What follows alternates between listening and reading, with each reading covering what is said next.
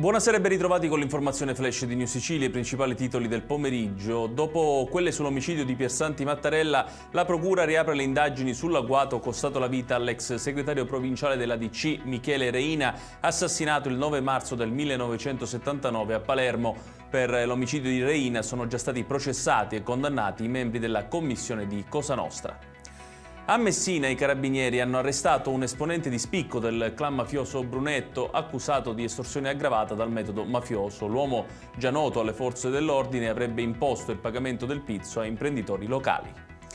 La Sicilia sarà presente all'Expo 2025 di Osaka in Giappone. La regione parteciperà con uno spazio espositivo per promuovere eccellenze agroalimentari, artigianato e innovazione, rafforzando l'immagine dell'isola a livello internazionale. All'inaugurazione presenti l'assessore regionale al territorio e ambiente Giussi Savarino e quello alle infrastrutture Alessandro Aricò.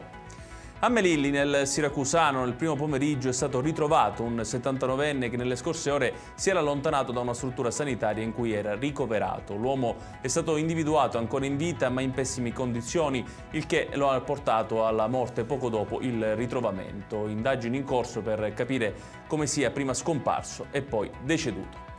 Chiudiamo con il meteo. Nella giornata di domani la Sicilia sarà abbracciata da un campo di alta pressione che garantirà cieli sereni o poco nuvolosi su tutta la regione. I venti saranno deboli e i mari poco mossi. Le temperature subiranno un lieve ribasso nei valori massimi.